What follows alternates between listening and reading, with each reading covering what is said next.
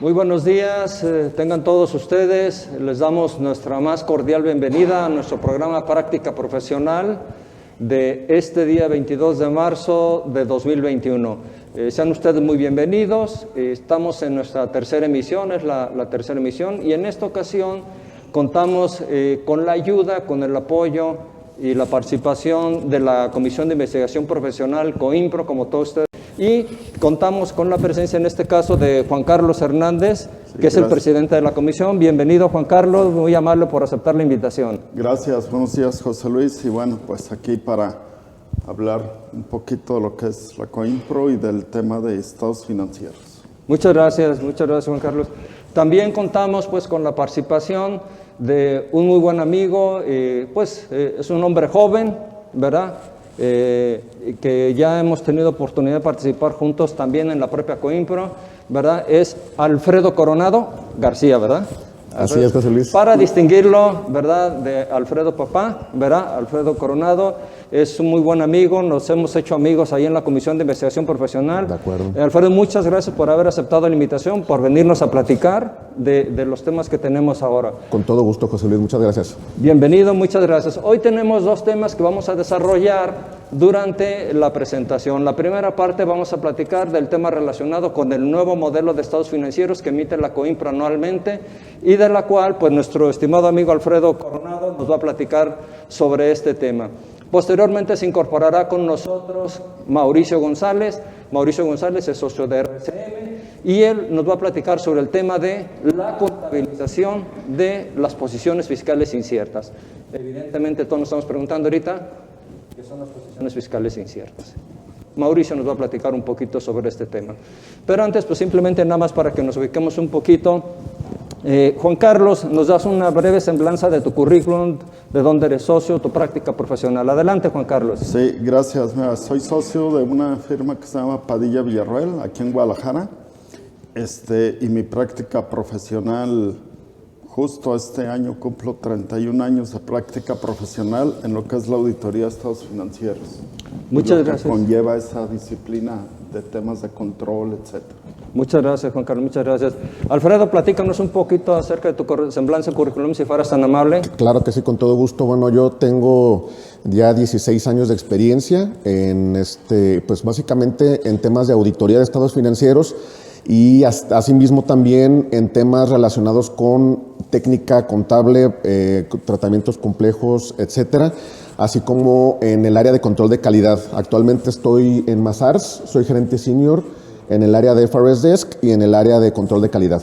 Muy bien, pues muchas gracias. Entonces, ahora sí, como dicen, te las sabes de todas, en temas de revelaciones, notas, presentación de los estados financieros, y tu expertise abarca también las famosísimas IFRS, ¿verdad? Así es, tengo la fortuna de haber podido tener mucha experiencia en pues, todo el tema de normatividad contable y pues bueno, nos ha dado la oportunidad de poder trabajar con este modelo de estados financieros que tiene la COIMPRO desde hace algunos años para beneficio, ¿no?, de toda la membresía. Sí. Pues muy bien, estimados colegas, Alfredo en la Comisión de Investigación Profesional tuvo a cargo de desarrollar, bueno, ya tienes varios años trabajando en esta responsabilidad. Así es. Y ya nos ha ayudado él en años anteriores precisamente a trabajar en este modelo de estados financieros que ya tenemos en la COIMPRO algunos años. Muy bien, pues si gustan vamos entrando en materia, si no tienen inconveniente. Perfecto. Juan Carlos, tú como presidente de la comisión, nos queda claro que el CINIF por 2020, correspondiente a 2020 pero emitido en 2021, la COIMPRO, el CINIF emitió un libro de modelo de estados financieros. Es un libro electrónico, el cual está disponible. Sin embargo, nos enteramos de que el CINIF para 2021, es decir, ahorita en este 2022, refiérase a los estados financieros a diciembre de 2021, no emitió formato, es decir, no emitió una actualización. Y hasta donde tenemos entendido, ese formato va a ser emitido hasta el siguiente año 2023, referido a 2022. Juan Carlos, ¿por qué razones la COIMPRO, pareciera ser que no hay gran cambio, por qué la COIMPRO decidió emitir este nuevo modelo, siendo consistente con años anteriores? ¿Cuál es la razón, Juan Carlos, tú como presidente de COIMPRO? Razones, yo creo que hay varias. La principal es el servicio que tenemos hacia la membresía como comisión para mantenerlo siempre lo más actualizados posible. Hacerles ver también el cambio un poco de cultura, que vale la pena hacer estados financieros de acuerdo con las NIF, y la más importante es seguir brindando ese servicio a la membresía para, como vuelvo a repetir, para que los colegas y nuestra membresía estén actualizados. Sentimos esa necesidad, ya que las NIF constantemente están cambiando. Sacaron, por ejemplo, las mejoras a las NIF 2021, etcétera, y sentimos que tiene que estar actualizado ese modelo. Perfecto.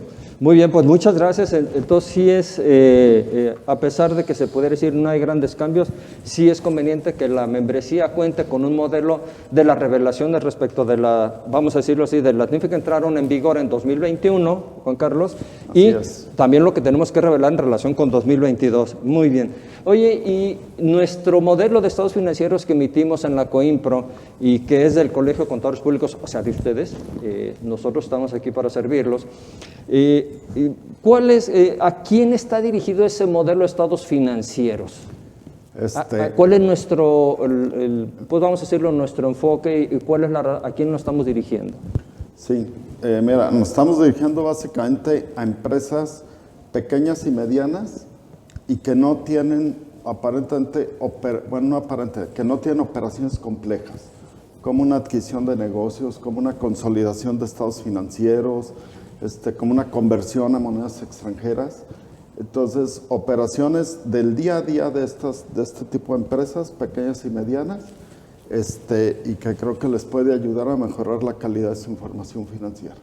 De acuerdo, entonces básicamente son pequeñas y medianas empresas los que estamos dirigidos para que a los colegas que se dedican a la dictaminación de estados financieros, que en este momento han de estar trabajando a todo vapor con las auditorías de fin de año, pues han de estar ahorita en las discusiones con los clientes y pues en algunos casos ya van a tener que preparar sus estados financieros y van a tener que emitirlos, y es aquí donde entra la utilidad que tú nos estás mencionando, ¿verdad? O no nada más a dictaminarlos, al propio contador de empresa que quiera emitir información financiera anual para su consejo, etcétera, y que no tenga algún auditor por la causa que sea, pues este modelo les puede servir. Perfecto, es decir, no nada más es para los auditores. No. O sea, pues para cualquiera. Oye, pues muy bien. Y bueno, pues qué bueno que seguimos dando ese tipo de servicio a la membresía. Juan Carlos, te lo agradezco mucho. Pero yo quisiera ahorita preguntarle si ya veníamos con un modelo de estados financieros. Me gustaría preguntarle a Alfredo, porque Alfredo fue el líder, es el líder de hecho en este proyecto por parte de COIMPRO, él es el responsable de dirigirlo. En pocas palabras o con la extensión que tú gustes, Alfredo, ¿cuáles son las novedades que estamos incorporando en este nuevo modelo? Nos queda claro que si queremos hablar de una conversión, de una consolidación compleja, de una adquisición de negocios, pues no nos aplicaría esto. Pero entonces, ¿cuáles las novedades que estamos incluyendo en relación con el que teníamos el año anterior, Alfredo? Claro que sí, José Luis. Pues mira, en primera instancia y por razón obvia, de lo primero que tenemos como novedades, pues es todas las nuevas revelaciones que se dieron dado la entrada en vigor de un par de normas, propiedades de inversión, específicamente es una, y bueno, criptomonedas es otra norma que entró en vigor a partir del 1 de enero del 2021. Sin embargo, por este mismo hecho que estás platicando, Juan Carlos, que está dirigido para empresas medianas y pequeñas, se definió que la de criptomonedas finalmente no fuera incorporada en este modelo. Entonces, también estamos incorporando las revelaciones aplicables por las mejoras a las normas del 2021. Y bueno, derivado que seguramente todos ustedes saben, la reforma laboral que se dio durante abril del 2021, que nos generó, pues básicamente que se prohibiera la subcontratación de servicios, pues impactó a la gran mayoría de las compañías, incluyendo el sector pequeño y mediano, ¿no? En el hecho de tener que desaparecer algunas compañías, fusionarlas, buscar la transferencia de empleados. Entonces también se está incluyendo una revelación que ayude al usuario de la información financiera a poder entender mejor qué es lo que le está pasando a la compañía, cómo está. Viene sugerido, obviamente, tendrá que adaptarse a cada una de las compañías, pero también quisimos integrar esa parte, ¿no? Eso en cuanto a las nuevas revelaciones. Y también durante este año se definió una muy buena oportunidad. De hecho, estuvimos trabajando junto con el maestro Roberto Osuna, quien tuvo la buena sugerencia de incluir también los estados de resultados por naturaleza, porque el de por función ya lo teníamos, y también el estado de flujos de efectivo por el método directo, que aunque no son los que más se utilizan en la práctica común y corriente o la más común, de todas formas pueden agregar valor a los usuarios de la información financiera, al preparador y al que después lo va a usar, ¿no?, para su lectura. Entonces se han incluido también dentro del formato de este año estos estados financieros que, aunque ya tienen mucho tiempo que existen, al no ser tan comunes, pues no los teníamos tan prácticos. Y entonces es por eso que dijimos, creo que es buena idea de que también los preparadores y auditores lo puedan considerar dentro de sus procedimientos, ¿no? Y es por eso que también se están incluyendo. Me parece que esos son los cambios más relevantes que le estamos haciendo al modelo de estados financieros, que pues bueno, es un trabajo que se tiene de más de 5 años, que año tras año se ha ido desarrollando, y que la idea es desde siempre agregar un poco más de valor a lo que estaremos publicando para la membresía. Entendido, muy bien. Muy bien, Alfredo. Y entonces, en ese sentido y agregando estas novedades para este año, no sé si les puedes mostrar a nuestros colegas el modelo del estado de resultados por naturaleza, y vamos explicando brevemente las características que tiene este estado de resultados. Sí, muchas gracias. Vamos a presentar, me voy a mover un poco más hacia adelante. En esta, ¿nos podrían ayudar, por favor, a abrir el archivo adjunto? Aquí tenemos el modelo de estados financieros, que es el que se va a poder estar tanto descargando de la página del colegio, como entiendo que también se envía, ¿no?, vía correo electrónico a toda la membresía, o al menos a los que lo solicitan así. Es correcto, a quien nos lo solicita el modelo de estados financieros se los enviamos, y como tú dices, también lo tenemos en la página disponible. Si no me falla la memoria, está en formato PDF para que de ahí lo puedan manipular y puedan extraer lo que ellos gusten, lo que cada uno de ustedes, colegas, guste bajar ahí, la nota, la bajan y la adaptan a cómo se llama, sus propias necesidades. Aquí tenemos, ese es en archivo de Word, si la vista no me falla, ¿verdad, Alfredo? Así es, ya se ve ahí el modelo, ¿verdad? Entonces, Perfecto. No sé si nos lo pueden recorrer para que se pueda ver un poquito, para irnos directamente al estado de resultados. 4 páginas. Adelante. Son más o menos 4 páginas, ¿verdad?, donde viene el modelo de estados financieros por el estado de resultados específicamente, ¿verdad?, que es por naturaleza. Por naturaleza.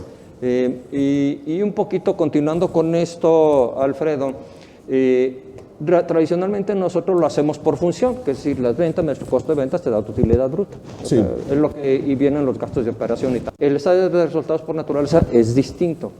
Oye, entonces quiere decir que si yo hago por función, ya me libré de ser por naturaleza. Creo que las normas te piden que hagas una nota donde des de manera resumida por naturaleza. ¿Es correcto o es incorrecta esta apreciación, Alfredo? Sí, de hecho, se ha visto que finalmente es información valiosa el hecho de poderlo presentar por naturaleza, porque más allá de nada más tener costo de ventas, gastos de venta, gastos de administración, nos permite ya estar viendo ahora qué tipo de gastos puede tener la compañía, ¿no? Qué tipo de costos inclusive también. Entonces, al verlo abierto, ya sea en la misma cara del estado de resultados o en una nota, pues genera información valiosa que sirve mucho para los usuarios, y que entonces se pueda pues tener una mejor perspectiva de cómo va el negocio, ¿no?, de cómo se va dando la forma de operar, la forma de tener diferentes tipos de gastos, cómo van incrementándose un tipo u otro, y entonces por ello que sí se recomienda que se pueda tener esa nota, que proviene, creo que surgió desde las normas internacionales, y que entonces lo está adoptando de una forma parecida a las normas mexicanas. De acuerdo, entonces sí es conveniente que se incluya en las notas a los estados financieros ese estado de resultados por función. Ya lo tenemos por ahí. Ese es el balance general. Aquí lo tenemos, el balance, viene el pasivo, ¿verdad? Le seguimos avanzando. Ahí está el estado de resultados, es el normal, es el que tenemos nosotros regularmente por funciones, el que tradicionalmente utilizamos, ¿verdad? Y viene enseguidita, según yo, ahí está ya por naturaleza. Aquí está el estado de resultados integral por naturaleza, en donde, como pueden observar, justo ahora en pantalla se puede ver cómo está agrupado costos y gastos, y ya se menciona en el concepto de tal, la naturaleza, como su nombre lo indica, ¿no? Como el ejemplo que podemos encontrar aquí: remuneraciones y beneficios a los empleados, impuestos y prestaciones, honorarios, depreciaciones, otros gastos. Obviamente, estos conceptos se pueden ampliar de la manera que sea más aplicable, que se entienda mejor el estado financiero, buscando cuáles son los gastos más importantes dentro del resultado del ejercicio de la compañía, y que entonces refleje con mayor detalle la información financiera. Es decir, vamos a decirlo así, si tú me lo permites decirlo de esta manera, estaríamos presentando en la parte de costos y gastos, pues vamos a decirlo así, la integración de los gastos, pero no con todo el catálogo de cuentas, porque eso sería exagerado y no cabría, no cabría, ¿verdad? Todo lo que la norma nos recomienda, si no estoy equivocado, y corrígeme por favor, Alfredo, tú eres más experto que yo en eso, porque estás en esa área precisamente. Entonces, sería, y no, lo que tenemos que hacer es agruparlo en los rubros más representativos. Exacto. Para que al lector de los estados financieros le dé una idea. Este modelo de estado de resultados por naturaleza, Alfredo, principalmente, ¿quiénes lo utilizan de manera regular, Alfredo? Mira, lo que hemos visto en la práctica o en el día a día, incluso la misma norma lo menciona, está enfocado para las entidades que se dedican a prestar servicios, y nos referimos no a entidades de nómina, ¿no? Que, como ya habíamos visto, incluso tienden a desaparecer actualmente, dado al menos en México, ¿no? Debido a la reforma. Pero sí entidades que prestan servicios, como puede ser hospitalarios, hotelería, algunos de estos conceptos que normalmente se dedican, pues no es tanto como una manufactura o como una entidad que compra y vende, sino que son prestadores de servicios, tiempos compartidos, etcétera, son los que lo han considerado más para su uso. Ahora, no está limitado, o sea, lo puede utilizar cualquier entidad, no estás obligado, por no ser de ese rubro, a tener que seguir forzosamente al de función. Si el usuario de la información financiera o el preparador mismo considera que vale la pena poderlo tener así, se puede tomar, se puede adoptar sin ningún inconveniente. Sí, de acuerdo. Oye, entonces, te decía, pues sí, efectivamente, los que lo he visto yo con más frecuencia ha sido precisamente en hoteles, hospitales. ¿Por qué? Porque ellos necesitan conocer cada una de sus actividades que están llevando a cabo, cuáles son sus costos correspondientes. Por ejemplo, en un hotel tiene los ingresos por habitaciones, pues su costo respectivo, y de hecho es una práctica muy común que tienen este tipo de organizaciones, hoteles, hospitales, para ir ellos controlando, inclusive en su información financiera detallada, incluyen mucho este tipo de información.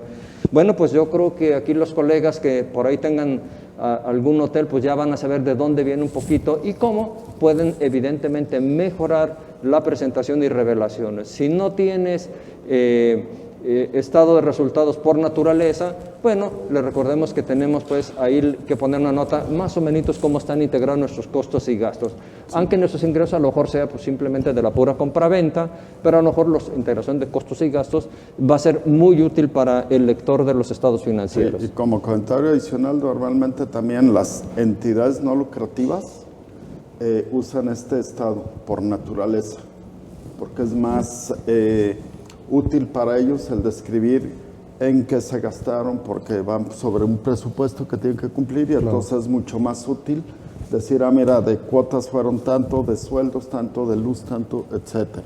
Entonces también para empresas con entidades no lucrativas tradicionalmente usan este modelo. Este formato. Este formato de por naturaleza. Bueno, pues entonces aquí estamos teniendo lo interesante, que ya nuestra práctica de estado de resultados por naturaleza no es tan limitada como pareciera entenderse y verse, sino que es un modelo que sí lo estamos utilizando frecuentemente. Lo que pasa es que de repente a lo mejor no nos damos cuenta, pero sí ya lo estamos utilizando, ¿verdad, Juan Carlos? Muchas gracias, sí, muchas gracias, ¿verdad? Y bueno. Sí, adelante, Juan Carlos. Ok, gracias. Y bien, siguiendo en esta novedad de los estados financieros, o de lo que incorporamos a las novedades de este modelo de estados financieros, nos vamos al estado de flujos de efectivo. El estado de flujos de efectivo. De flujo efectivo, donde hay pues dos métodos, ¿no? El método indirecto y el directo. Siendo el más utilizado el indirecto, pero aquí decimos también meter el directo. Y Alfredo, si nos quieres explicar cuál es la diferencia, en qué consiste y las principales características de este estado o de este modelo de flujo de efectivo poco utilizado, ¿no? Claro que sí. Por supuesto, como lo dices, Juan Carlos, casi no se utiliza, principalmente porque puede ser complicado obtener la información necesaria para poderlo aplicar. Y esto es a continuar. Ahorita se está viendo el modelo indirecto. Me voy a bajar para que se vea el modelo directo, en donde el método directo, perdón, donde podemos observar que, a diferencia del método indirecto, aquí lo que hacemos es, valga la redundancia, poniendo con más directo cómo se mueven los flujos de efectivo de las compañías. Y es por ello que las actividades de operación, recordarán que en el método indirecto empezamos por la utilidad antes de impuestos y después empezamos ya a movernos primero por partidas que no forzosamente generaron la salida de efectivo, y después integramos las actividades de operación de cierta forma, en donde nada más vemos cómo varía de un año a otro las cuentas más importantes. Aquí el que estamos viendo en pantalla, que si se fijan empezamos directamente ya las actividades de operación, nos estamos moviendo a hacer directos a los cobros a clientes, a los cobros a partes relacionadas u otras cuentas por cobrar y a los pagos, es decir, directamente al flujo de efectivo que tienen las compañías. Cómo entra flujo de efectivo derivado de cobros a clientes y cómo desembolsamos el efectivo vía los pagos a proveedores, partes relacionadas u otro tipo de pagos, ¿no? Como también lo pueden ver ahí en pantalla, los impuestos. Entonces, esa es la principal diferencia de cómo las actividades de operación se desglosan a un flujo más operativo, ¿no? Más como se utilizan en las compañías para tomar decisiones a la hora de estar haciendo sus indicadores financieros. El método indirecto, que me voy a regresar un poquito para que se vea, si se fijan nada más, empezamos como lo mencionábamos, con la utilidad antes de impuestos, extraemos algunas partidas relacionadas con actividades de inversión o financiamiento, y después nos movemos a las actividades de operación, en donde solamente podemos observar incrementos o disminuciones en las cuentas por cobrar, en los inventarios, en otros activos circulantes, de una forma en que nada más mostramos cómo incrementó o cómo se redujo durante el año. Entonces es un poquito más sencillo, sí, de hacerse, porque es información que con un balance general, un estado de situación financiera bien construido, podemos obtener la información para poder hacer este estado de flujos de efectivo. Por eso es que es tan popular, por eso es que es el que más se utiliza, contrario al estado de flujos de efectivo por el método directo, donde puede ser que no sea información que sea tan accesible para el preparador de la información financiera. Entonces, oye, Alfredo, déjame hacer un par de reflexiones, si me lo permites, y me corriges, por favor. La primera es la clasificación en actividades de operación, inversión y financiamiento. En ambos casos se respeta. Correcto. Es decir, la clasificación que nos pide la norma en relación con los flujos de efectivo, actividades de operación, inversión y financiamiento, ese sigue sin cambio en Así ambos es. métodos. Donde está el cambio grande es en las actividades de operación. Correcto. En el método indirecto, como lo mencionas, partimos nosotros de la utilidad antes de impuestos, sí. Pero en el caso del directo, ahí ya no lo hacemos así. Ahí nos tenemos que ir a los flujos auténticos. Exacto. Yo no sé, pero a lo mejor, y creo que comparto tu punto de vista, es más fácil hacer el indirecto, ¿no? Porque pues te agarras los dos balancitos, sacas las variaciones, haces tus ajustitos y tan, ya estás feliz de la vida, ¿no? Así es. El otro, pues hay que trabajarle un poquito más, ¿verdad, Alfredo? Sí, definitivamente, porque la información, y lo voy a poner de esta forma, a lo mejor los sistemas que se utilizan para llevar las contabilidades de las entidades medianas y pequeñas suelen ser no tan robustos, cumplen con lo necesario para poder extraer información financiera que necesitemos para poder preparar los estados financieros completos.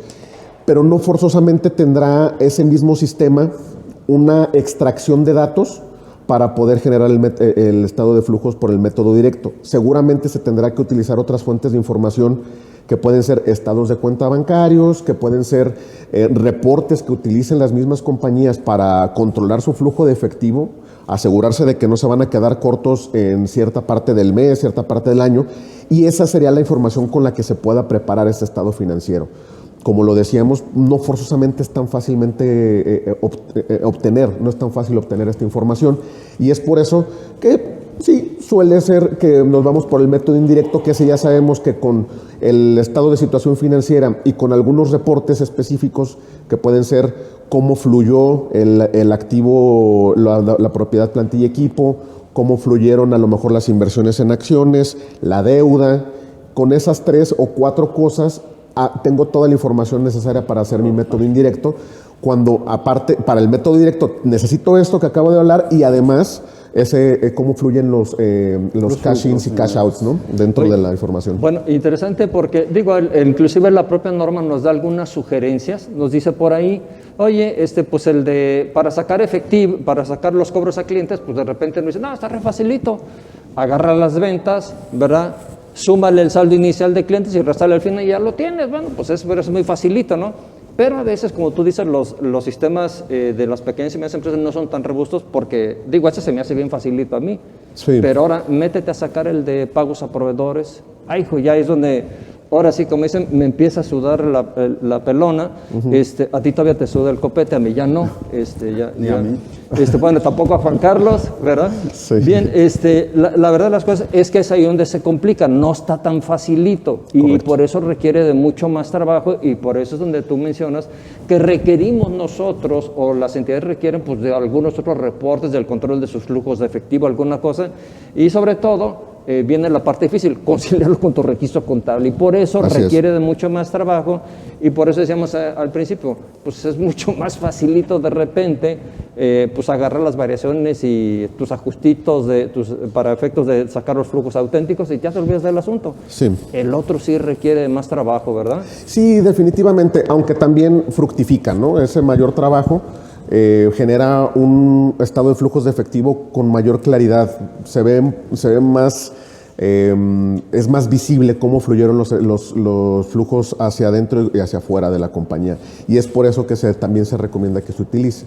De cualquier forma, si está muy complicado desarrollarlo, es completamente válido seguir utilizando el método indirecto porque cumple con las normas de información financiera tanto mexicanas como de otras partes del mundo, ¿no? De acuerdo.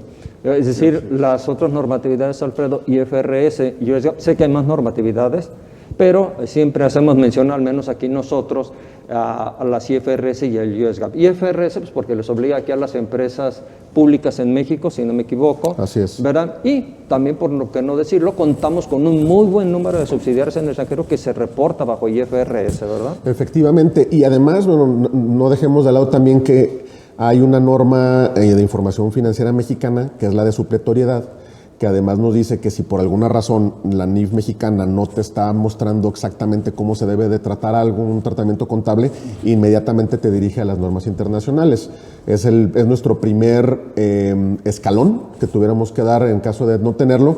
Ya después nos moveremos a algunas otras normatividades, y es que tampoco IFRS, donde normalmente es US GAAP, también hacia donde nos movemos, ¿no? De acuerdo.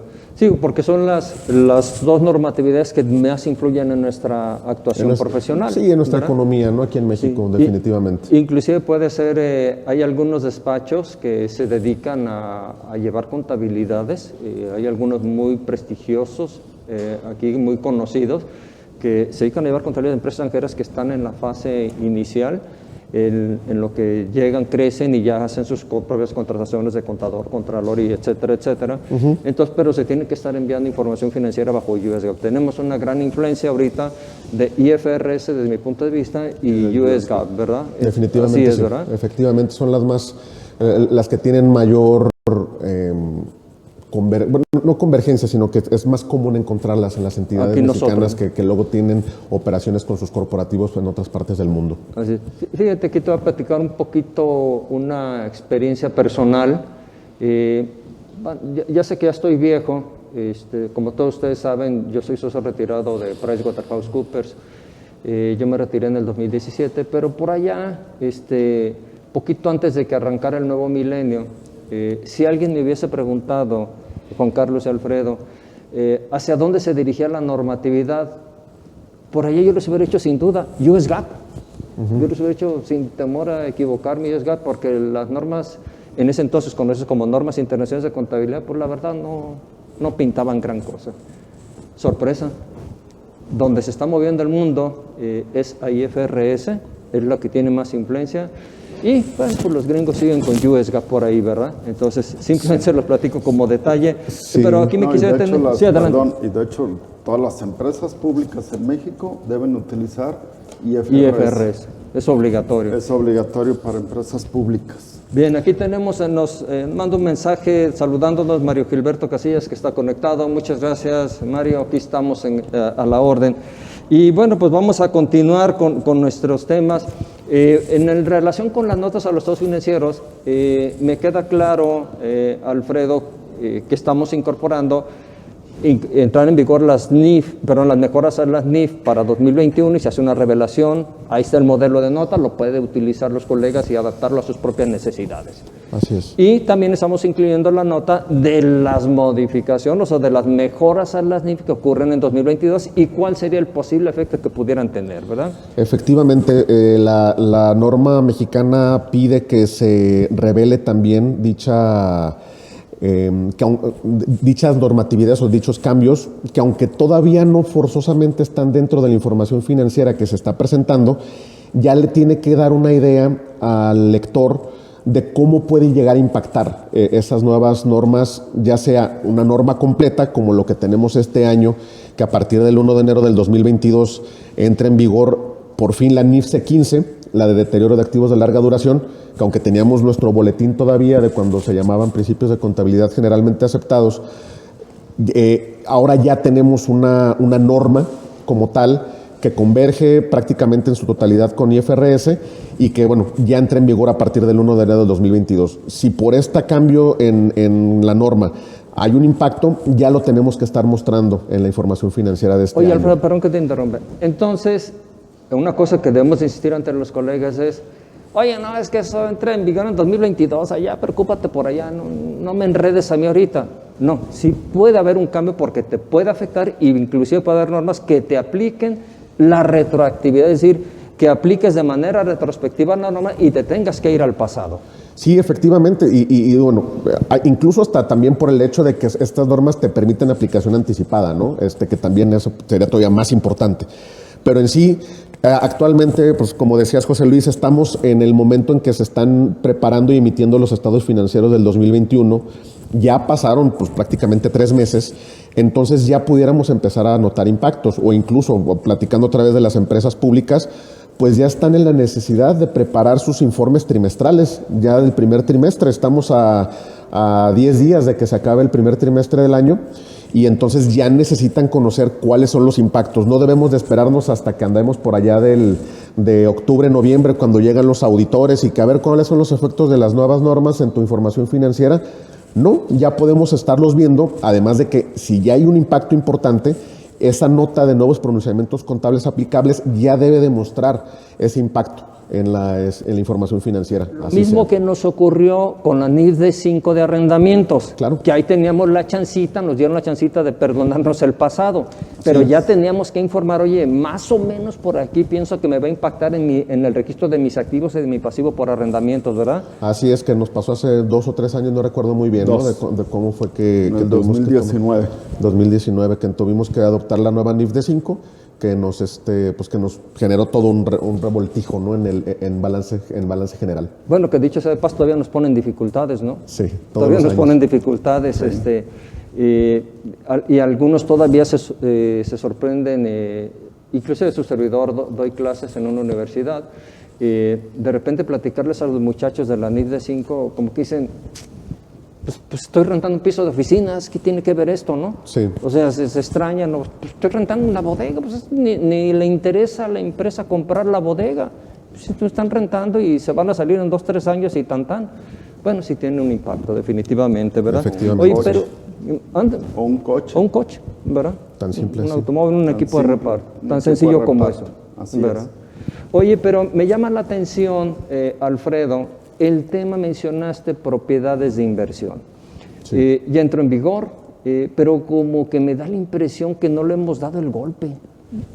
Platícanos un poquito, muy brevemente, si fueras tan amable, Alfredo, ¿en qué consiste esta norma? ¿Qué es lo que trae de novedad? ¿A quién le aplica? ¿Por qué el argüendece de propiedades de inversión? Si ya teníamos nuestra NIF 6 en México, ¿verdad? Pues que nos hablaba de pues, cómo contabilizas el activo fijo y tan, ¿verdad? ¿Qué es propiedades de inversión? ¿Cómo nos lo explicarías de manera rápida? De manera muy rápida, pues se trata de...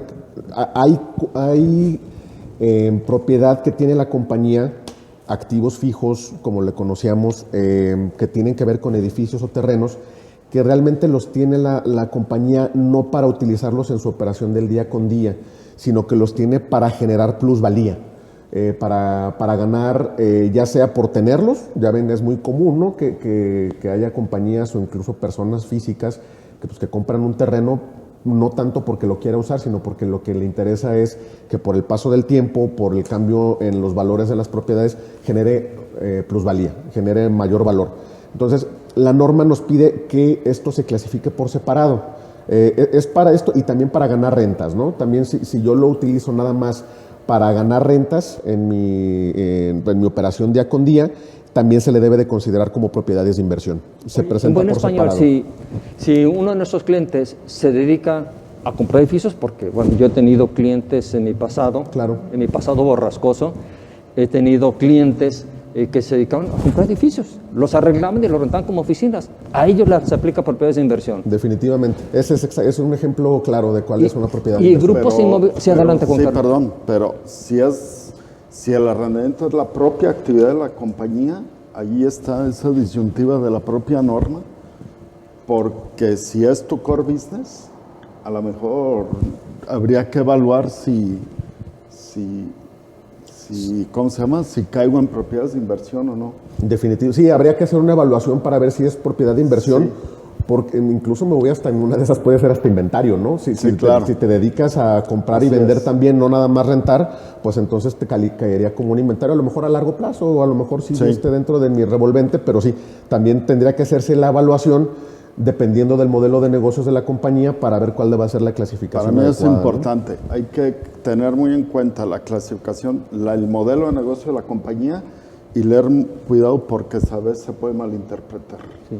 Un cliente hace muchos años de inmobiliario, él me decía, hablando de la plusvalía, él utilizaba una expresión muy coloquial que se me hizo, en ese momento me dio un poquito de risa, pero se me hizo muy representativa. Es decir, cuando yo adquiero propiedades para adquirir la plusvalía, él decía, estoy engordando terrenos, José Luis, me decía.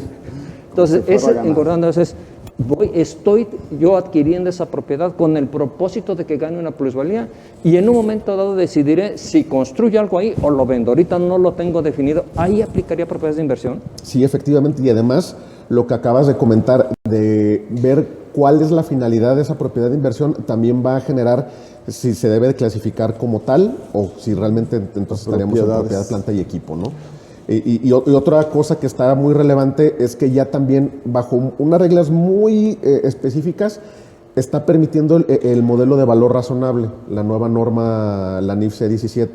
Son unas reglas muy específicas, no es que para cualquiera de mis propiedades lo pueda realizar. ¿Qué es el valor razonable? Pues obtener avalúos, ¿no? Para poder darle el valor adecuado a mi propiedad.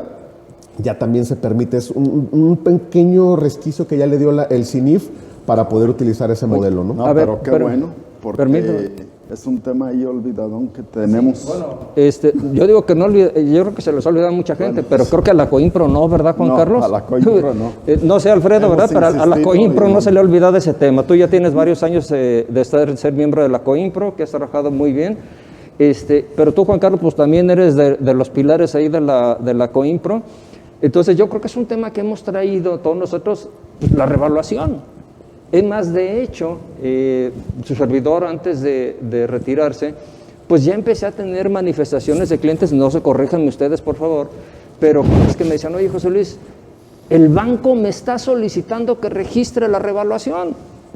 Y yo le decía, perdón, pero eso las NIF no lo permiten.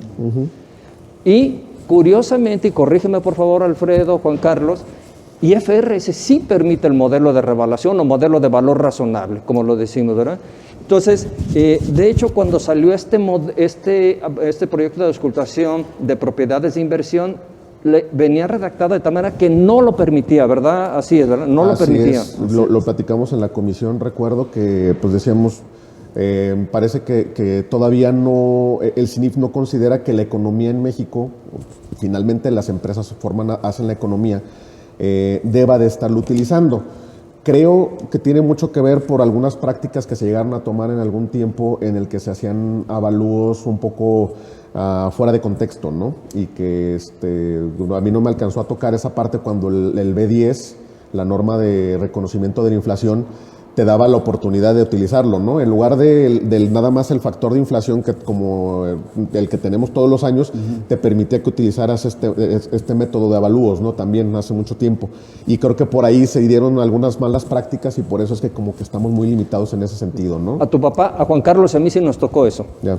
Tú eres joven, nosotros ya estamos un poco... Por eso dije que Juan Carlos es, ¿verdad?, formando parte de los pilares de la COINPRO, porque ya tiene bastante tiempo, ¿verdad, Juan Carlos? ¿Verdad? Ya desde el 97, creo. Sí, 97. Entonces, estamos ahí. Oye, pues entonces, en buen español, propiedades de inversión, si caemos en lo que establece esa norma, nosotros podemos aplicar, déjame decirlo coloquialmente, el modelo de revaluación que ya está reconocido por IFRS. Sí, hay que revisar bien las reglas de cómo se puede hacer este modelo porque no es así tan simple como cambiar mi política contable, pero sí, ya se abrió la puerta para poderlo utilizar de una manera, como decía, muy específica. Muy acotada, con mucho cuidado, pero sí, ¿verdad? Si yo me dedico a eso, si yo caigo en los supuestos de esta norma de propiedades de inversión, lo puedo aplicar. Oye, soy una empresa en lo general, no lo puedo aplicar y en el modelo de revaluación no lo podemos aplicar nosotros en este proceso. No. Permíteme antes un momento, Alfredo y Juan Carlos. Tenemos aquí, está nuestro presidente, Pedro Luna. Pedro, muchas gracias por acompañarnos y pues también a una expresidenta que queremos mucho, Martita Arriola. Martita, muchas gracias por acompañarnos en nuestra transmisión. Muchas gracias, muy amables. Bueno, pues la verdad es que tenemos tantos temas que discutir, pero a mí se me hace relevante comentar el tema de propiedades de inversión porque es un paso importante en el reconocimiento del valor razonable en los estados financieros. Nada más una sola acotación. US GAAP permite el modelo de revaluación. No lo traigo tal muy cual claro. Me como parece que sí, pero también creo que tiene algunas reglas específicas que se tienen que cumplir. No las tengo muy claras ahorita, pero sí también, al igual que IFRS, sí también considera el modelo de revaluación. Pero otra vez, propiedades de inversión. Empresas en lo general no les aplica, ¿verdad? Así es. Es decir, es más, US GAAP es casi igual que nosotros, acérrimo enemigo del modelo de revaluación, ¿verdad? Solo muy limitado, según yo, son dos casos, corrígeme por favor, es el tema de propiedades de inversión y el segundo es cuando hay una adquisición de negocios. Así es. Y eso también en México se permite en la adquisición de negocios, pero tiene que ser una auténtica adquisición de negocios. Transacciones intercompañías no es válido. Efectivamente, que ahora que lo dices, fíjate que ya incluso la norma de adquisición de negocios ya se está trabajando para que también ya esté documentado, ya esté en la misma norma el modelo, cómo se debe de tratar una adquisición de negocios entre entidades bajo control común. A partir de este año ya entró en una mejora de las que se hicieron ahora para las NIF 2022 y ya están desarrollándolo porque al mismo tiempo el IASB, que es la entidad que se dedica a emitir, revisar y preparar las normas internacionales de contabilidad o normas de información financiera internacionales, ya también está trabajando en cómo modelar, en cómo definir cómo deben de hacerse las adquisiciones de negocios entre entidades bajo control común. De acuerdo, muchas gracias. No, pues muy interesante. Parecía que no traía nada el modelo, Alfredo.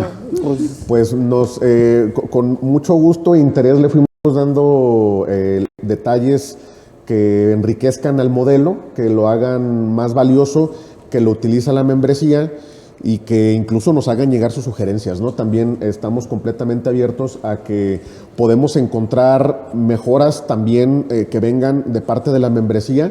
Finalmente, pues somos colegas y tenemos es la práctica del día a día que nos enriquecería mucho para los siguientes modelos, ¿no? No sé, y recordarle a la membresía que comparte la comisión, tenemos una línea de consulta, creo que es Coimpro, si no ahorita les ponemos el correo, es coimpro@ccpg.org.mx, creo. Si no ahorita lo ponemos en pantalla.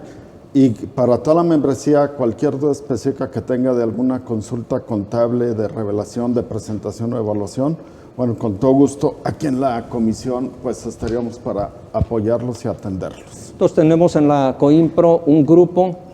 Alfredo, ¿tú también formas parte de ese grupo? No formo parte del grupo, pero con todo gusto me integro. Pero bueno, todos estamos ahí. Pero entonces, tengo entendido que es un grupo, tenemos varios miembros de la comisión que están encargados de eso. Dos o tres miembros que me apoyan en esa parte, pero igual, si de repente alguien, oye, ya no tengo esta expertise, pues ahí en la comisión somos 34, 33 miembros que podemos solventar esa duda. Me da gusto escuchar 33, 34 miembros. Me da mucho gusto. Quiere decir que la comisión cada vez se está abriendo más y me da mucho gusto, Juan Carlos. Sí, y bueno, entonces, oye, y si tuviera yo alguna duda de dictaminación, ¿también nos puede apoyar la Coimpro, Juan Carlos? Si tiene que haber un tema específico con normas de auditoría o específica de dictamen, yo creo que eso ya sería más bien la comisión de dictamen. De dictamen. Sí. Cuando es muy específico de algún proceso de auditoría, de si pongo una salvedad, una abstención de opinión, ese tema ya sería más bien de la comisión de dictamen. La comisión de dictamen, entonces ellos serían los, vamos a decir, los que nos pudieran ayudar en ese tema. Sí, de hecho hay aquí el papá de Alfredo, hay una subcomisión que se dedica a atender colegas para los que todavía se animan a dictaminar fiscalmente, dudas específicas que los apoyan con revisión, si el procedimiento, etcétera, pero sería más bien un asunto de la comisión de dictamen. No, muy bien, pues muchas gracias. Bueno, yo quisiera seguirles haciendo más preguntas, pero yo creo que ya se nos agotó el tiempo. Yo tengo una muy rápida, nada más. A ver, adelante.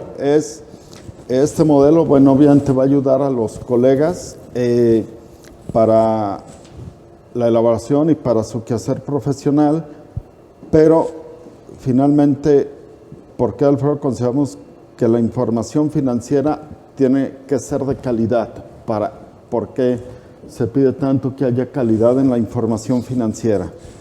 Yo creo que principalmente tiene que ver con poder reflejar al 100%, bueno, razonablemente, cómo está operando la compañía, cómo está generando su información, cómo gana su dinero, cómo genera sus flujos de efectivo, y la mejor forma de poderlo mostrar a los usuarios de la información financiera es integrando todas las revelaciones que nos pide en nuestro libro de normas de información financiera, ¿no? Nos las pide porque no nada más porque tiene ganas de pedir que se haga de 40, 45 páginas un estado financiero, ¿no? Es porque es información valiosa que nos va a permitir entender mejor cómo está funcionando el negocio, hacia dónde va el negocio, porque también tenemos que estar volteando a ver hacia adelante, que efectivamente sea una empresa que se le pueda considerar que es un negocio en marcha, que esté reflejando todo lo necesario e informándolo, ¿no? Como su nombre lo dice. Hay que informar exactamente cómo es la entidad. Y por eso vale la pena que se le meta el tiempo y los recursos necesarios para poder generar estados financieros completos, con la información necesaria conforme nos los piden las normas. Y es una de las funciones que nosotros tenemos como contadores públicos, que es servir a la comunidad de negocios, ayudar al desarrollo económico, y como por ahí un buen amigo, Ernesto Alonso, lo dijo en una reunión de consejo, la contaduría pública es factor de desarrollo. Pues se nos acabó el tiempo, Juan Carlos, Alfredo, yo sé que te veo por ahí más inquieto queriendo hacer más preguntas, más participación, pero yo creo que ya se nos acabó el tiempo, y pues les quiero agradecer mucho, pues Alfredo, Juan Carlos, pero si no tienen inconveniente, les vamos a hacer un receso de 5 minutos a la membresía para pasar a abordar el tema. Tú nos sigues acompañando, sí. Alfredo, creo que también no sé si te vas a sacar con nosotros, pero tenemos el siguiente tema relacionado con la NIF DDD 4, impuestos a la utilidad, relacionado con una cosita que está medio perdida por ahí, que se llama precisamente posiciones fiscales inciertas. No vamos a hablar si la ley del impuesto tiene razón y si que la jurisprudencia, ahorita no. Ahorita lo que vamos a tratar es qué dicen las normas de información financiera en relación cuando tenemos una posición fiscal incierta. ¿Qué es una posición fiscal incierta? Ahorita vamos a platicar con nuestro querido amigo Mauricio González, socio de RSM. Entonces, en 5 minutos nos reconectamos para alcanzar, como decimos coloquialmente, ir a pipintarnos, ¿verdad? Regresamos en 5 minutos con ustedes. Muchas gracias a todos. Gracias. Regresamos. Estamos de regreso en nuestro programa Práctica Profesional del Colegio de Contadores Públicos de Guadalajara, Jalisco. Muchas gracias a todos los que nos acompañan. Y pues vamos a iniciar la segunda parte con un tema que a lo mejor alguien me puede decir, oye, pues ese es un tema de impuestos, José Luis. Bueno, lamentablemente pues los impuestos tienen una influencia, bueno, no solo en nuestra vida, sino también en los estados financieros. Y ha habido un cambio en las normas de información financiera, específicamente, como lo mencioné antes del corte, relacionado con la NIF D4, impuestos a la utilidad, la que nosotros conocemos coloquialmente como la NIF de impuestos diferidos. Es así como la conocemos todos regularmente y es como hacemos referencia, y pensamos que la NIF D4 pues solo habla del impuesto diferido, aunque no es tan cierto así, porque también nos habla del impuesto causado, ¿verdad? Y para este momento le pedimos a Mauricio González que nos acompañara y nos platicara un poquito de esto. Mauricio, bienvenido. Gracias, muchas gracias por estar aquí con nosotros. Oye, Mauricio, pues primero, pues autopreséntate si no tienes inconveniente, ¿verdad? Si fueras tan amable, Mauricio. ¿Verdad? Gracias. Mauricio González Gómez, contador público y socio de auditoría en la firma RSM México. Y ya pues por muchos años como auditor, José Luis, pues de hecho empecé ahí contigo, ¿no? No, pues, gracias por la invitación. No, pues muchas gracias, Mauricio, por aceptar la invitación, por venir a platicar aquí con nosotros sobre el escabroso tema, ¿verdad?, de el tratamiento de las posiciones fiscales inciertas. Que de hecho, cada vez que tocamos este tema, Mauricio, pues, se vuelve una pachanga y una discusión ahí en la COINFRO, ¿verdad, Juan Carlos? Sí, es un tema delicado. Es un tema bastante delicado. Insisto, no vamos a entrar en materia de discutir si la jurisprudencia, si el abogado, si quién sabe qué, a ver si tiene razón o no tiene razón. Lo que vamos a ver es su efecto, ¿verdad?, que tiene en los estados financieros. Y yo preguntaría un poquito ahorita, Juan Carlos, esta disposición, esta norma o este cambio, ¿cuándo entró en vigor? ¿Recordarás tú este cambio? Para México se incorporó como parte de las mejoras a las normas de información financiera para el año 2020 y ya en el texto de la norma está a partir del ejemplar 2020. Obviamente ahorita en el 2021 y demás, y entonces debemos de entender que para 2020 pues ya estaba la obligación, aunque ya iremos viendo con detalle si realmente es hasta ahorita cuando deba reconocer eso, o ya traíamos en cierta manera una obligación anterior, ¿no? De hecho, para este tema, como es tan extenso, no nos va a dar esta hora o esta media hora que tenemos aquí. En el colegio se está programando una plática específicamente para este asunto de las posiciones fiscales inciertas, para entender qué dice la norma de información financiera y qué es lo que debemos de hacer cuando estamos en la preparación de estados financieros, que pues es el tema del día de hoy, ¿no? Es decir, y algo importante, José Luis, esta es una norma contable, es qué tratamiento contable vamos a dar a todo lo que se llama impuesto a la utilidad. No pretende decir si es deducible, si es acumulable, si no es acumulable. Eso es la ley de impuesto sobre la renta y otras leyes afines y con especialistas y demás. Lo que le toca al preparador de estados financieros es qué le debo de poner en ese renglón, en ese último renglón del estado de resultados, o comúnmente último renglón, que se llama impuesto sobre la renta. Okay. Si debe de ir el impuesto que le pago al SAT, que sí, así lo dice la norma, ahí le vamos a meter, más menos el efecto que me va a dar por los impuestos diferidos. La norma no es nada más de impuestos diferidos, es impuestos a la utilidad. Y en esta misma norma también se incorpora los tratamientos fiscales inciertos. Y es que tenemos que pensar e ir más allá de la provisión que ya pusimos de lo que desea la declaración anual, más menos los efectos de impuestos diferidos, es hacer un inventario si hay alguna posición fiscal incierta que tengamos que ponerle un número adicional. Oye, Mauricio, a ver, Pero antes, para empezar, me gustaría que entendiéramos, nuestros colegas, que a qué nos referimos, qué queremos decir con posición fiscal incierta, qué es lo que pretende la norma, qué es lo que nos está diciendo ahí, qué es una posición fiscal incierta, Mauricio. Lo que pretende es, se determina la utilidad fiscal partiendo de un resultado contable más menos partidas que me pide la ley, se llega a una utilidad fiscal que multiplicada por la tasa de impuesto, luego se llega a la producción de impuesto a la renta. Puede que se tengan partidas dentro del estado de resultados, que su registro contable y la transacción que se hizo puedan no estar muy de acuerdo con la ley de impuesto de la renta. O bien, aquellas partidas que están en conciliación, alguna deducción fiscal no contable o algún ingreso contable no fiscal, que ambos bajan la base de pago de impuestos o te ahorran un impuesto ahorita, y es definir si esta transacción es incierta. Y cuando digo incierta es cómo sería si la revisa la autoridad fiscal, ¿sí? Si porque tomé un criterio y dije, oye, yo entiendo que esto es deducible, o yo entiendo que este tope no me aplica, o yo entiendo o yo interpreto, mejor dicho, esta parte, o por interpretación, o bien de manera intencional, yo deduzco esta transacción con el conocimiento de que no tiene todo el argumento fiscal para ser deducible.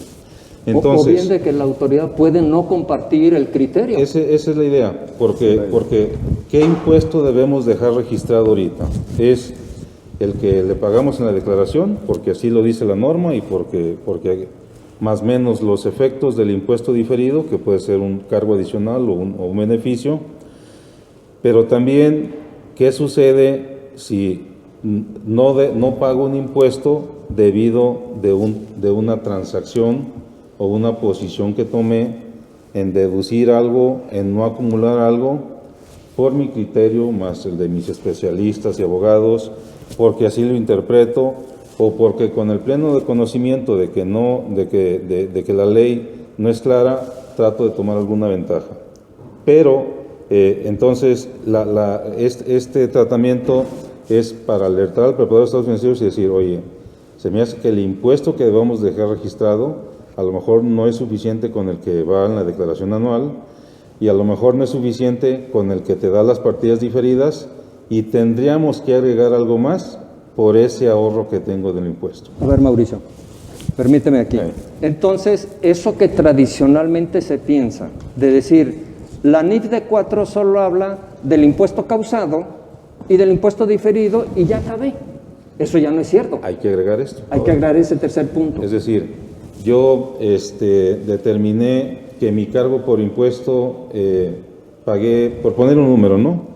Se pagaron 500,000 pesos en el ejercicio y eso hice la declaración anual. Y ese va al gasto porque pues, ya no hay manera de regresar esa parte, ¿no? Pero si pagué 500,000 pesos con el conocimiento de que tengo una posición fiscal incierta, que de no haberla tomado, el impuesto fuera 1,000,000 de pesos y no 500,000. Es aquí donde entra este tratamiento para decir, oye, me parece que el impuesto que debes de dejar registrado es el 1,000,000 de pesos, sobre la base de que la autoridad pudiera revisar esa transacción y pudiera decirme, tu impuesto no son 500,000, sino 1,000,000 de pesos. Y ese diferencial es justamente lo que lo generó esa posición fiscal incierta. O bien, que me generó una pérdida fiscal de 1,000,000 de pesos y que le genera un impuesto diferido activo por ese 1,000,000 de pesos. Pero que van 500,000 pesos por una transacción que a los ojos o a la revisión de la autoridad pudiera no compartir el criterio y me pidiera o acumular determinada transacción o hacer no deducible y que tuviéramos que pagar otros 500,000. Entonces, el impuesto diferido que vamos a reconocer sobre esas pérdidas tendría que considerar no el 1,000,000 de pesos, sino 500,000, vamos a decirlo, que es lo que tengo plena seguridad, y 500,000 no, porque vienen de una transacción o de una operación incierta o de una posición incierta que luego la autoridad me va a decir, oye, me corriges esta declaración anual porque tu impuesto, tu pérdida no fue 1,000,000, fueron 500,000 pesos. Okay. Eso es lo que trata. Y entonces, para responder a la pregunta, José Luis, la norma es muy clara y dice, ¿Qué le debo llevar a ese renglón del estado de resultados? Tenemos, ya hablaron aquí mucho del estado de resultados, que si por función, que por naturaleza y todo ese rollo. Llegamos al renglón de utilidad antes de impuestos y luego queremos ver ahí el impuesto de esa utilidad, ¿de acuerdo? Y ahí vamos a colocar el que se paga al SAT y que dice la declaración, más menos el efecto de los impuestos diferidos y más el de que proviene de las posiciones fiscales inciertas. Oye, Mauricio, esto pareciera ser novedoso, pero IFRS ya lo contempla Sí. en US GAAP. Sí, el más antiguo está en US GAAP, viene la obligación a partir del 2006, dice ejercicios que iniciaron el 15 de diciembre de 2006 para US GAAP, y para efectos internacionales la IFRIC 23 es más reciente, y en México pues lo que vimos ahorita es que se incorporan las mejoras, para 2020, y ya viene en el texto de la edición 2020, obviamente 2021 y los que vienen, ¿no? Entonces, quienes preparan estados financieros y que han tenido que hacerlo bajo la normatividad americana o bajo la normatividad internacional, pues ya vienen haciendo esto, ya vienen analizando qué es lo que debe llevar ese renglón del impuesto a la renta. Y luego el mantenimiento, porque las propias normas lo contemplan. Tenemos los valores de entrada y los valores de mantenimiento.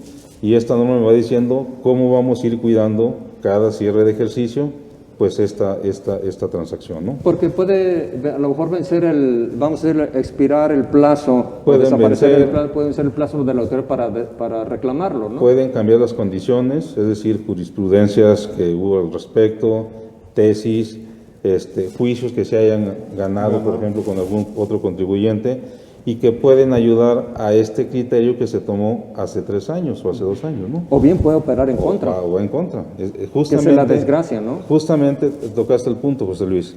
En esta parte de la norma, pues lo que trata es ese cuidado que tenemos que tener desde el día 1 que hacemos el registro, el mantenimiento que tenemos que ir dando con todos los supuestos que vayamos encontrando en el camino, que pueden ir en contra o pueden ir a favor. ¿De acuerdo? Y entonces, Oye, Mauricio, ¿en qué perdón. momento le quitamos o le ponemos esa provisión, no? Eso quiere decir que a lo mejor yo puedo tomar una posición fiscal, una interpretación, y decir, oye, no, pues esto es claro, aquí la ley me dice que yo tengo derecho a esto y estoy feliz de la vida. Sí. No tengo ningún problema. Sin embargo, a la vuelta de 1 año, 2 años, la autoridad empieza, como decimos coloquialmente, a desarrollar sus productos, De acuerdo. y en ese momento empieza a manifestar que esa interpretación no es válida, y en ese momento hace que nosotros en la contabilidad levantemos la cabeza y digamos, oye, la autoridad si lo viera, lo rechazaría. ¿De acuerdo? Y de hecho, lo que viene en este apartado, en esto que agregaron en la NIF, que viene a partir del párrafo 25, agregaron ahí varios incisos, A, B, C, hasta L inclusive, pues habla de este tema, José Luis, tenemos que hacer el análisis y el estudio y la conclusión sobre la base de que la autoridad lo va a revisar. A ver, no espérame. sobre la base A de ver, que no lo va a permíteme revisar. ahí, Mauricio. Entonces, a ver, yo creo que eso es importante. Has tocado un tema que se me hace muy fundamental. Es decir, no debo de asumir, la autoridad no lo va a agarrar. No.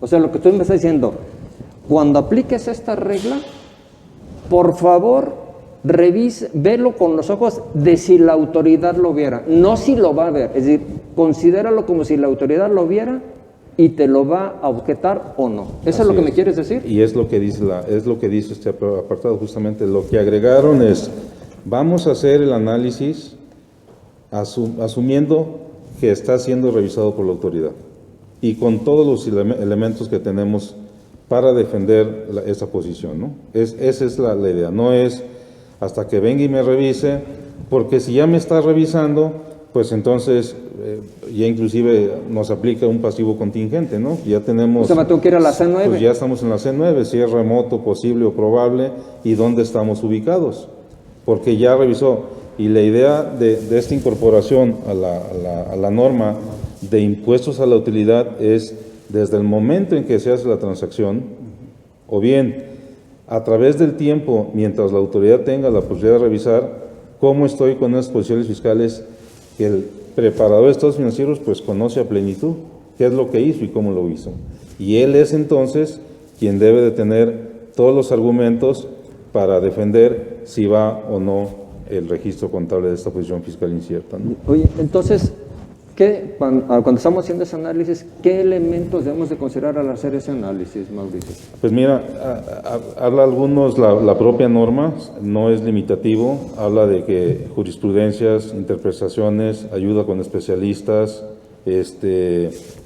ahora tenemos esquemas reportables, hay muchos ingredientes ahora que tiene la autoridad y que dice, estas operaciones no me parecen adecuadas, criterios no vinculativos, una serie de elementos que tiene la autoridad y que el preparador de estados financieros o quien decidió tomar esa posición para el pago del impuesto, es decir, ¿por qué 500,000 o 1,000,000?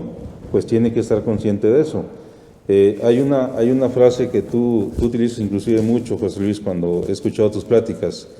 La ley en ninguna parte me dice no pagar impuestos, o no hay un título que diga sección para no pagar, eso no existe, ¿sí?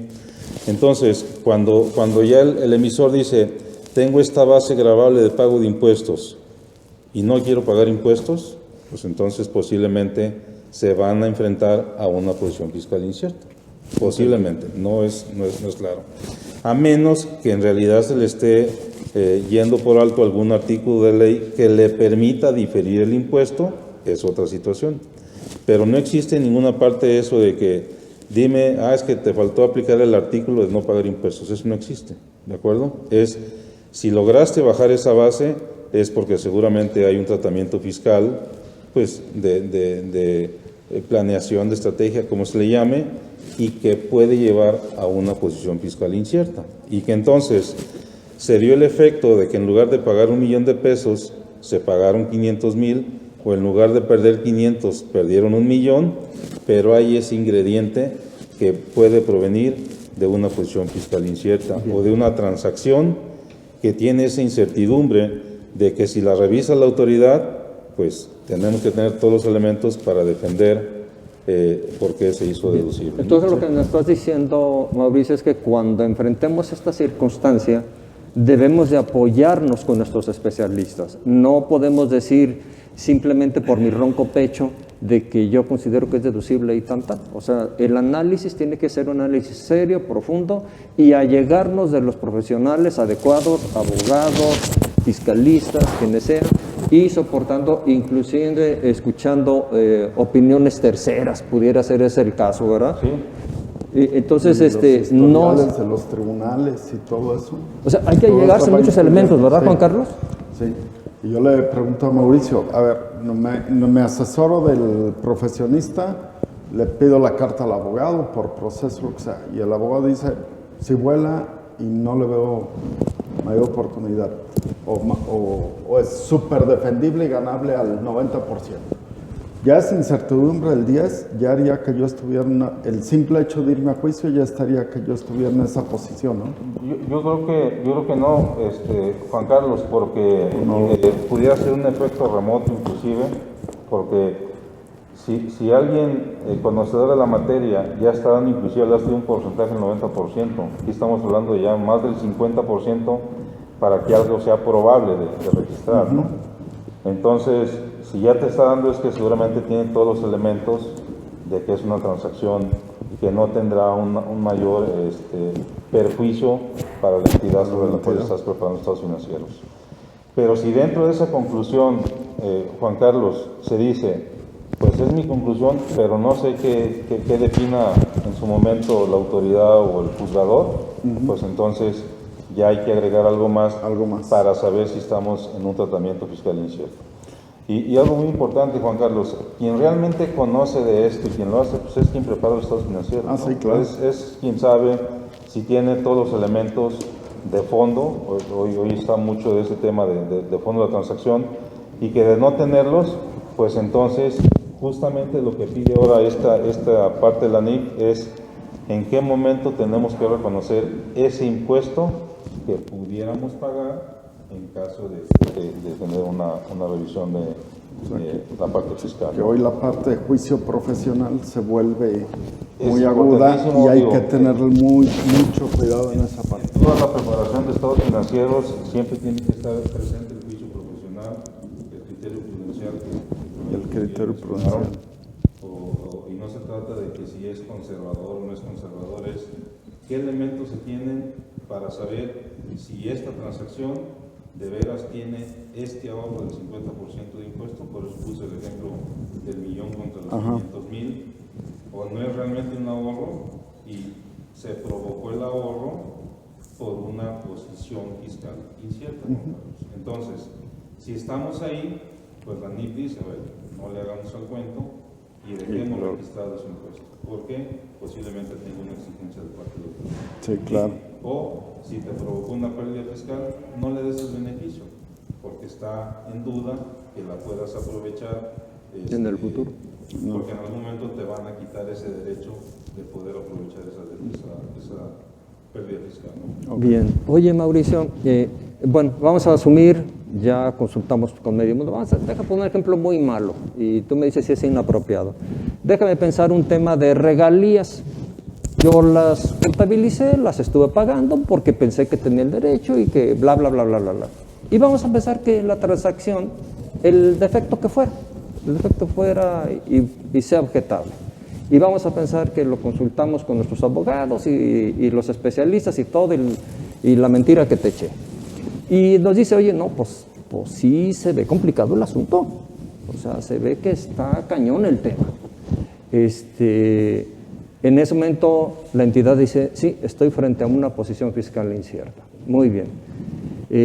¿Cuál es el asiento contable, Mauricio? ¿Cargo a dónde? ¿Abono a dónde?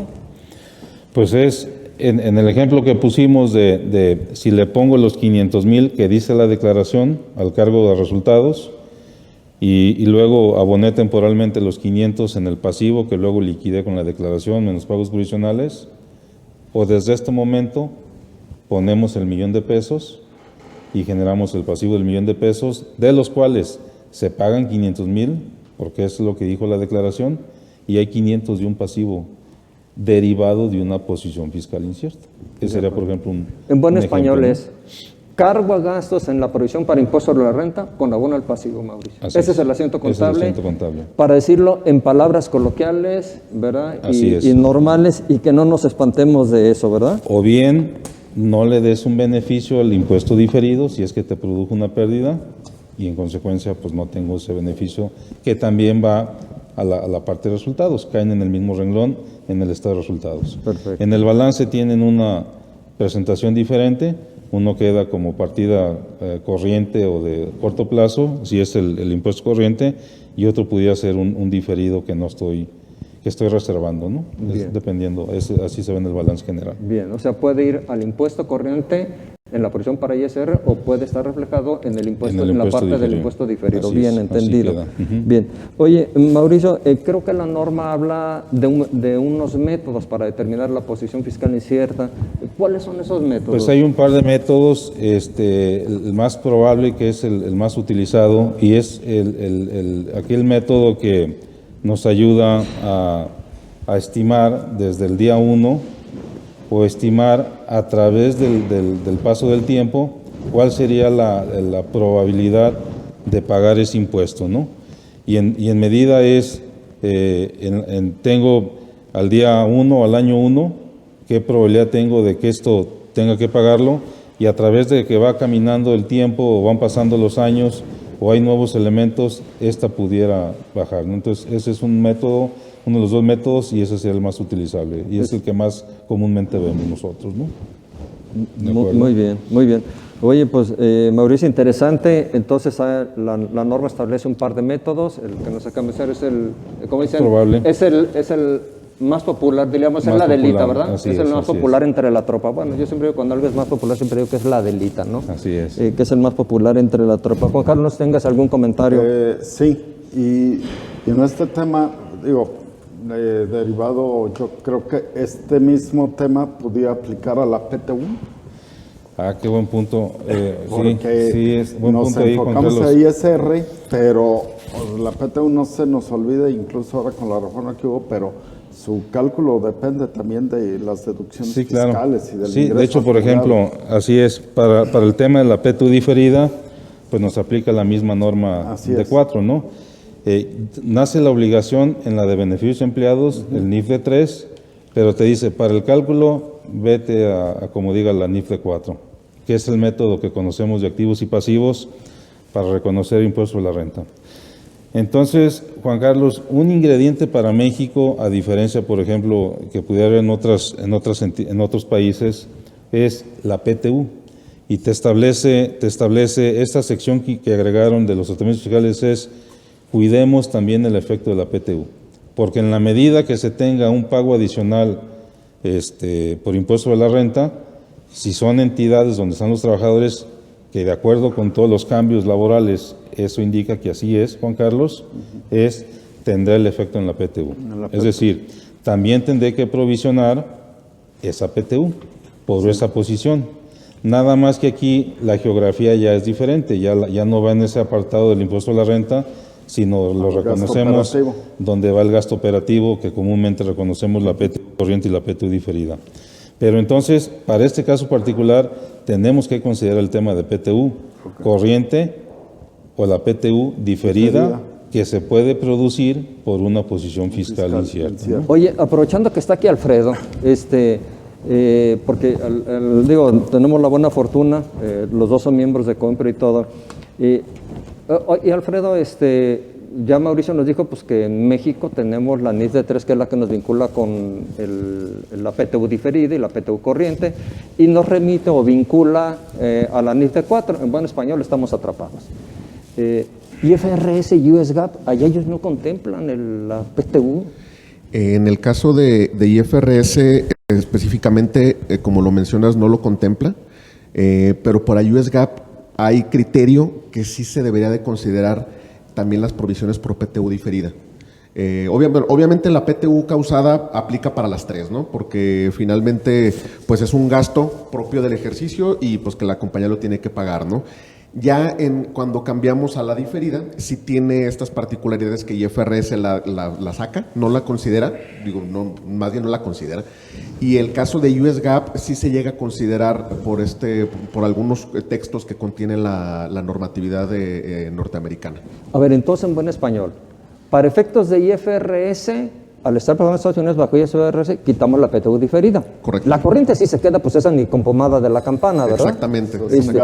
Es gasto, ¿verdad? Pero la diferida, y para IFRS ya no califica. Ese sería un ajuste de IFRS. De conversión. En una conversión, es uno de los que vienen de cajón, como quien dice, cuando estamos haciendo este tipo de adopciones o revisiones de cómo adoptar de la norma mexicana a la internacional, pues hay que quitar todos los efectos de PTU diferida de toda la vida, no nada más del ejercicio, ¿no? Sino todas las que hayamos llevado registros y que se encontrarían alojadas en las utilidades retenidas. Okay. Y entonces, ¿y US GAAP? Ahí sí, igual que México. US GAAP es igual que México, así es. Sí, o sea, no hay escapatoria. Así es, también te tocó. O bueno, escapatoria puede ser beneficio o perjuicio. Ya ves que una PTU también puede llegar a generarse activo. Por PTU diferida, ¿no? Que ese sería el beneficio, ¿no?, de la compañía, que significa que en años futuros no que me vayan a reembolsar una PTU, sino que va a bajar mi efecto de PTU voy a pagar menos, ¿no? Así es. Bueno, en buen español, para decirlo en palabras más claras, en US GAAP no nos escapamos de considerarlo. Es correcto. Perfecto. No, pues interesante. Y bueno, pues eso nos lleva... Y aquí mismo con esto, José Luis, que no se considere que el efecto de PTU que da esta posición fiscal sea una PTU diferida, no necesariamente va a ser así. O sea, yo puedo tener una PTU corriente o no pagada y que no tenga que ver con la PTU diferida, ¿no? Algún efecto me puede dar para la PTU diferida, es el que no valdría para internacional, como comenta Alfredo, pero el resto del pasivo tendría que estar reconocido para efectos o bajo esta norma, incluso, ¿no? es probable que la autoridad, creo que ya está facultada para ponerte un crédito fiscal por PTU. Bueno, no sé si correctamente se llama crédito fiscal, pero en revisiones sí te puede decir, oye, debes PTU. Debes PTU. O sea, pásale a la caja, bueno, no pásale a la caja, Pásale, saca el cheque o a la transferencia, lo que fuese. Sí te puede. Bien. Oye, bueno, ya hice el asiento contable, cargo a gastos, otra vez abono a pasivo. ¿Tengo que revelar algunas notas a los estados financieros, sí, Mauricio? ¿Qué dice la NIF? O sea, de entrada ya cuando estamos en un tema de registro, sin duda hay una revelación derivado de. O sea, no puedo tener nada más el registro de una posición fiscal incierta sin revelar que va junto, ¿no? pudiera omitir alguna revelación porque no tengo registro. Está bien, si el tema es remoto, posible o probable, ¿no? Pero ya cuando se hace un registro, se debe revelar lo que produce la posición fiscal incierta. Por ejemplo, hemos consultado, he visto un par de informes de compañías públicas en México, que estas las reportan bajo norma internacional, donde dicen de manera clara esa revelación. Una de ellas, ahí está la información, no hay que decir el nombre, establece: la compañía tomó una posición fiscal incierta derivado del criterio de no incluir ciertas partidas en el ajuste por inflación, lo cual generó un beneficio en el impuesto sobre la renta de tanto. O sea, no está registrado esa parte, está revelado el monto, no quedó registrado, ellos nada más revelaron. Y siguen argumentando, y de acuerdo con el criterio de los abogados, fiscalistas, bla, bla, bla, bla, bla, creemos que estamos. En esa misma compañía que vimos el ejemplo, tomaron la posición fiscal incierta de otra deducción que estaba con cierto ingrediente de interpretación de la ley. Y dijo, y sobre esta le pusimos un pasivo en el estado en el balance general. O sea, la compañía sí dijo claramente dijo de la manera posición. clara. Y entramos en un tema complejo, José Luis, porque el estar revelando ahí, pues es decirle al lector, quien fuera el lector, generalmente son los bancos, los accionistas, algunos proveedores, pero si llega a las manos de alguna autoridad, porque son empresas que ahora caen en la obligación de emitir un dictamen, de enviar un dictamen fiscal, y en ese dictamen fiscal se deben de acompañar las notas de los estados financieros, pues ahí va a estar revelado la posición fiscal incierta. Oye, alguien diría, te das un balazo en el pie, ¿no? Pues, te das un balazo en el pie. Contabilidad electrónica. Y ahí tiene que venir registrado pasivo, sí, como le llames. Aunque, sí, de acuerdo, Juan Carlos, ahí posiblemente no está revelado el detalle de eso, ¿no? No, pero como si está en las notas al estado financiero. Sí, imagínate que no lo pongas en contexto, que a alguien se le ocurra poner posición fiscal incierta. Ah, no, claro. El puro nombre, ahí ¿no? Estás pero aquí el tema es que pide la revelación y al meter el pasivo puede que estén otras cuentas por pagar o en acreedores diversos y no quedó más en la contabilidad, pero a la hora de ir a las notas donde se está revelando la posición, este caso que les platico es de una compañía pública en México que lo dice de manera textual: dejamos de incluir ciertas partidas en el ajuste por inflación que nos generó en efecto. Y adicionalmente tomamos la deducción de estas partidas basados en 1, 2, 3, bla, bla, bla, lo cual nos provocó un beneficio X y del cual estamos provisionando tal cantidad. Entonces, contestando a lo que dice José Luis, pues debe de quedar revelado, no puedo omitir, no es opción la revelación. Si ya estamos en un tema de una posición fiscal incierta, ya hay un registro y hay un pasivo, es forzosa la revelación. Y la revelación lo que contiene es, en términos generales, qué me está provocando esa posición fiscal incierta.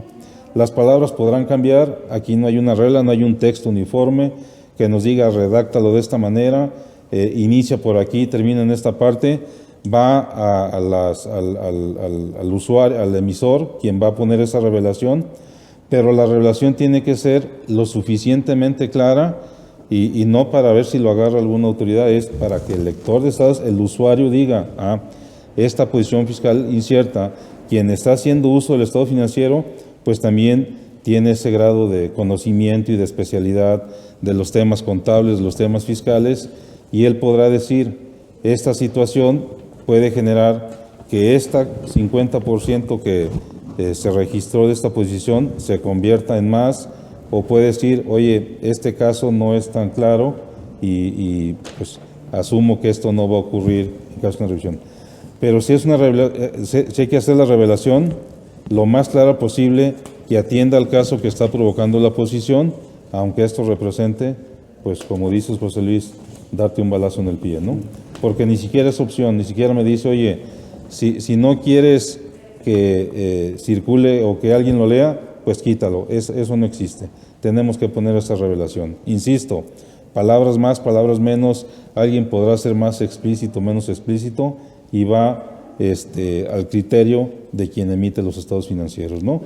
Y el caso de que sea una empresa dictaminada, pues también el auditor pues tendrá que aceptar si esa revelación está siendo suficientemente clara para apoyar a lo que dice la norma de información financiera, ¿no? Fíjate, Mauricio, que mi experiencia particular, yo sé que ya tengo prácticamente 5 años de retirado, Mauricio, pero en mi tiempo, aplicando el viejo FIN 48, ¿verdad? Para efectos de US GAAP, en una empresa, un cliente mío de nosotros, de la firma, compró a una entidad y traía precisamente el tema, traía posiciones fiscales inciertas, o sea, las traía la compañía. Y cuando se hace la adquisición, pues se hace el registro contable, que mencionas tú, el cargo de gastos abono al pasivo. Se manda el reporte y cuando sale el reporte, porque era una compañía pública, lo veo y, ay caray, me sorprendo, que hacía referencia que tenían subsidiarias que tenían posiciones fiscales inciertas. No, ahí sí no daban el detalle con pie, porque pues como es una compañía internacional que tiene 600 subsidiarias en el mundo, hacía la referencia y me sorprendí porque sí decían que tomaron esas posiciones fiscales, ¿verdad? Y que se había registrado una provisión por X o Z cantidad, o sea, vamos a decirlo, me impactó exactamente, Juan Carlos, me impactó ese asunto, y eso nos habla pues de alguna manera de la seriedad que es la inclusión en la NIF D4 de este asunto, que IFRS pues también ya lo tiene, ¿verdad, Alfredo? Sí, efectivamente, José Luis, como lo mencionaba Mauricio al principio de la plática, es información que también requieren las normas de información internacionales y que pues lo vemos en las entidades públicas, ¿no? Que ya tienen que estar controlando sus posiciones fiscales inciertas, el manejo del inventario, ¿no? Como decías, Mauricio, de las posiciones fiscales inciertas, sí, para estar revisándolas frecuentemente para ver cómo va cambiando, ¿no? La situación.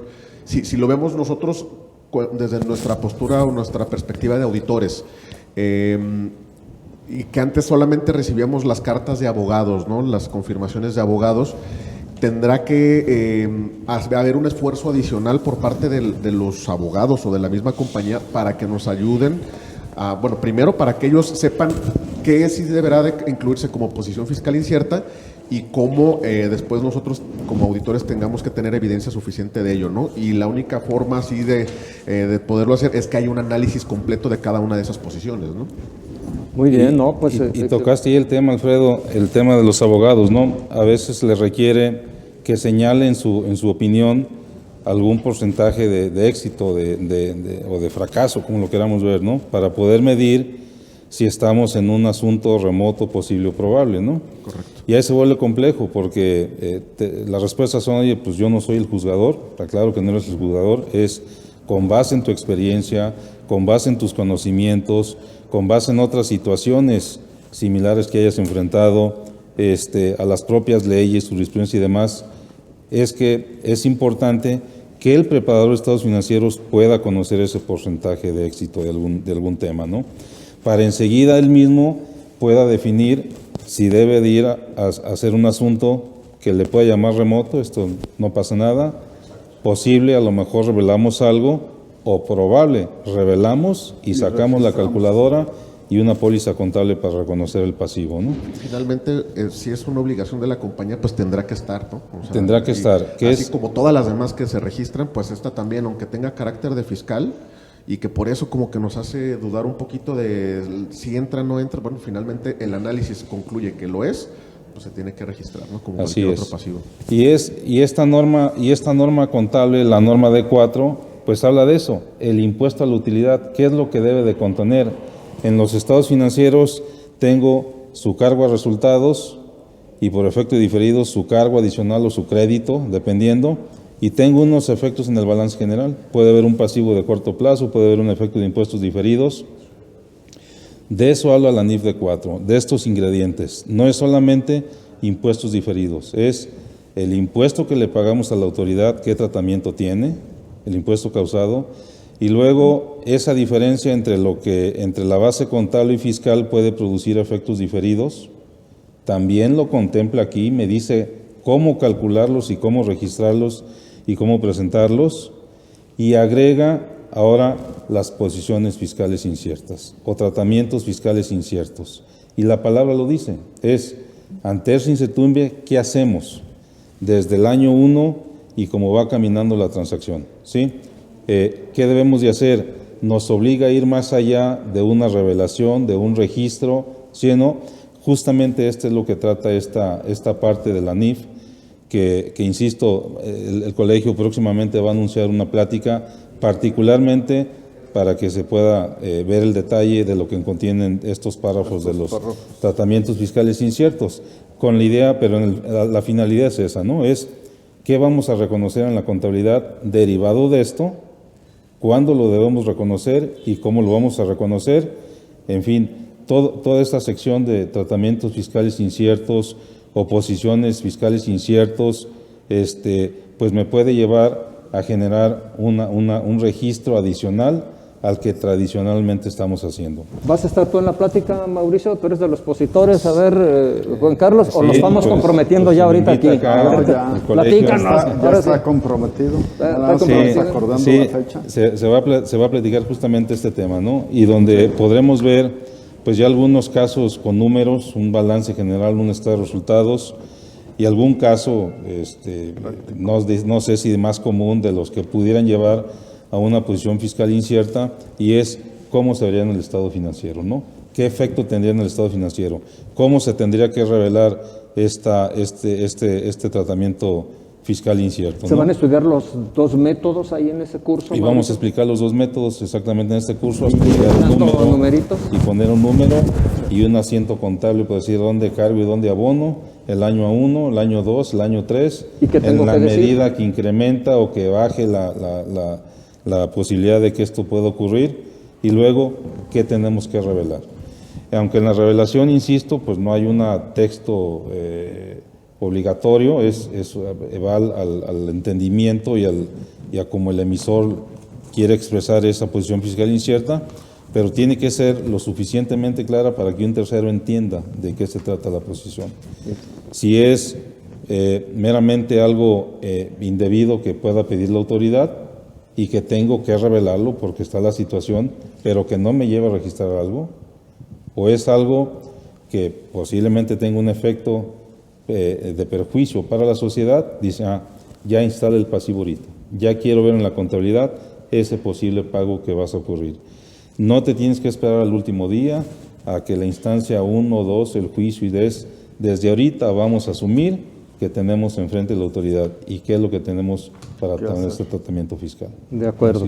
Oye, pues interesante. Yo recuerdo que en la COIMPRO cuando discutimos este tema, pues se pusieron las cosas medias feyonas, ¿verdad? Muy candentes. Se puso, porque es un tema importante, es un tema candente, pero la conclusión se oye muy cruda, pero yo digo que no nos debe extrañar, pues si ya está la información de los esquemas reportables y todo ese montón de cosas, pues ahora sí a nadie le debe de extrañar, ¿no? O sea, sí, ese tema. Pero quiero hacer un espacio, Mauricio, sé que hay temas, pero tenemos compañía de Leonardo Barajas desde Zamora, Michoacán. Leonardo, muchas gracias por acompañarnos desde allá. Te mandan saludos, Mauricio. Gracias, Leonardo. Saludos. Aquí lo tenemos. En fin, como podrán ver, por la transmisión de nuestro programa se recibe en varios lugares.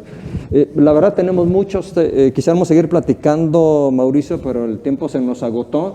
Y ya nada más, no sé si alguno de ustedes o los tres quisieran dar algún comentario de cierre de nuestra sesión de hoy de práctica profesional. Si quieres empezamos contigo, Mauricio. Pues sí, la primera es que ya la preparación de estados financieros que contempla todas las normas de información financiera habidas y por haber, y en la cual se ubica la NIF D4, que habla de impuestos a la utilidad, pues contempla el que se tenga que reconocer en ese estado de resultados y en ese balance general todos los temas relacionados con el impuesto sobre la renta. El impuesto a la utilidad es el nombre textual de la norma, ¿no? Y en este impuesto a la utilidad, pues, ¿qué tenemos que hacer con ese impuesto que se paga a la autoridad? Ahí lo dice en la norma. Y luego, ¿qué ocurre con aquellas partidas que difieren en el tiempo entre un tratamiento contable y fiscal y que generan un efecto de impuesto diferido? Ahí lo dice la norma.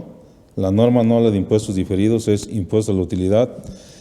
Y luego también esta misma norma habla de los tratamientos fiscales inciertos. Y es que cuando estemos evaluando el qué vamos a cargar en ese estado de resultados, volviendo al ejemplo original, si el $500,000 de pesos que le pago a la autoridad o el $1,000,000 de pesos que se debió pagar de no haber tomado esa posición fiscal incierta, también nos lo menciona en esta parte de la norma, ¿no? Y que no hay que perder de vista que estos tratamientos fiscales inciertos pues están durante todo el tiempo que tiene vigencia las autoridades para poder revisar la transacción. Y tampoco que nos tengamos que esperar hasta que la transacción sea revisada por la autoridad y que el argumento para decir no hago nada porque todavía no tengo ningún ejercicio de revisión. No lo pide así, establece que desde el primer momento tenemos que tener claridad de qué es lo que vamos a estar reconociendo. Un punto importante que comentó Juan Carlos es el tratamiento para PTU. En México tenemos un tema de PTU que va pues muy alineado a lo que es la base fiscal y que seguramente tendríamos un efecto también de una PTU adicional que tuviera que provisionarse o pagarse, ¿no? Y luego, pues las revelaciones que se tienen que hacer derivado de esta situación, aunque comentaba José Luis que esto pueda sonar en que el emisor de estados financieros se está dando un balazo en el pie, que pudiera ser así, pero están obligados a que esa revelación pues contemple en términos claros cuál fue la posición que tomó esta entidad y que le generó un beneficio aparente ahora en el pago del impuesto o un beneficio en el impuesto diferido, ¿no? Si fuera el caso que haya una pérdida fiscal. Y lo más importante, pues que esto es una obligación de quien prepara la información financiera, pero también una obligación de quien revisa la información financiera. Es decir, los que se dedican a la actividad de la auditoría de estados financieros, pues deben de tener muy presente que el preparador de estados financieros tuvo que hacer, comentaba Alfredo, ese inventario de todas las posiciones fiscales inciertas y que le van a llevar a determinar si los montos que están registrados en la contabilidad y revelados son adecuados. Esto es en términos generales lo que les queremos platicar de esto. No incluye más detalle, no del tiempo para la plática, pero los invitamos a que en próxima fecha podamos platicar aquí en el colegio en una mañana, una tarde. Lo está definiendo la comisión de cursos junto aquí con la comisión que preside Juan Carlos, para ver cuál es el día y el horario más adecuado para este tema, ¿no? En términos generales, hacerles esa reflexión y agradecerles al colegio y a ustedes que me invitaron para platicar de ese tema, que da para mucho, que es muy interesante y que pues muy enriquecedor además, ¿no? Muchas gracias, Mauricio, muy amable. Alfredo, ¿qué comentario nos puedes dar de cierre, si fueras tan amable?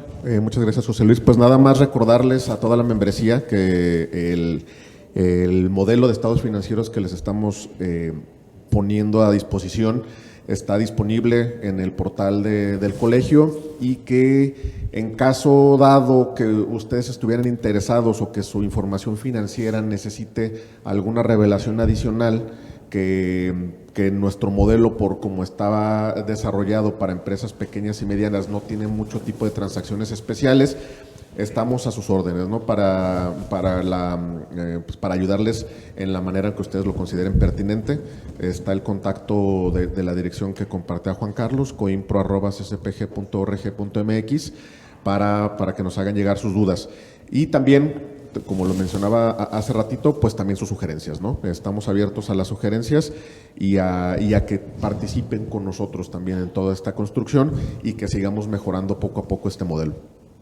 Muy bien, muchas gracias, Alfredo, te agradezco muchísimo. Juan Carlos, tú como presidente de la COIMPRO, ¿qué comentario nos tienes de cierre, por favor? Pues, creo que ya se dijo todo. Yo nada más sí quiero hacer hincapié que este modelo no es solo para los dictaminadores porque tradicionalmente nuestra cultura es, pues haz los estados financieros como dice el auditor.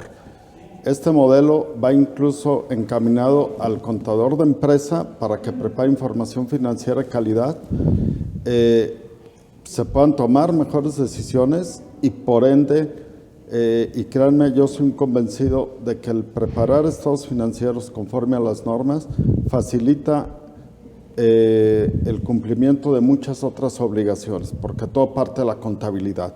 Entonces, sí invitaría yo a los colegas y contador de empresa a que empezara a formular estados financieros como lo establecen las NIF de acuerdo con este modelo.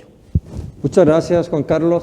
Bueno, pues con este resumen que nos hicieron cada uno de los tres participantes en nuestra sesión del día de hoy, pues les damos muchas gracias a ustedes por habernos acompañado durante esta transmisión que duró pues prácticamente 2 horas, nos quedan solo 8 minutitos prácticamente. Les agradecemos mucho. Próximamente en el mes de abril vamos a tener también nuestra sesión, les vamos a estar comunicando a ustedes en redes sociales cuál va a ser el tema para que por favor estén atentos y esperamos seguir contando con el favor de su asistencia. Juan Carlos, muchas gracias como presidente de la COIMPRO por habernos acompañado en el día de hoy. Alfredo, muy amable, te agradecemos mucho. No, gracias a ti, José Luis. El tiempo que le dedicaste al día de hoy. Mauricio, pues nos trajiste un tema que pues yo creo que va a haber muchos ahorita que, si no decir, están enojados, pues van a decir, pues quiero verme las caras con el tal Mauricio González el día del curso para platicar con él, porque sí, hay tema ahí, hay tema para platicarlo, como lo comentaba, cuando estuvimos en la reunión de la Comisión de Investigación Profesional en la COIMPRO, se tuvo una discusión bastante fuerte, ¿verdad, Juan Carlos? Sí, se armaron los cocolazos. Entonces, creo que va a ser interesante que asistan a este curso, e insisto, porque ha pasado muy desapercibido para muchos de nosotros, pero aquí en este programa Práctica Profesional estamos para atenderlos, recibir sus comentarios y pues no me queda otra cosa más que agradecerles y decirles que nos vemos en el próximo mes de abril con otra sesión, con otro tema y evidentemente vamos a contar con la participación de los miembros de distintas comisiones que forman este colegio y les agradecemos mucho su atención. Muy buen día para todos ustedes, síganse cuidando, aunque hay 200 contagios, bajamos muchísimo, no hay que aflojar la guardia. Excelente día y muchas gracias por su participación. Que tengan todos buen día. Hasta luego. Gracias a todos, buen día. Buen día. Gracias.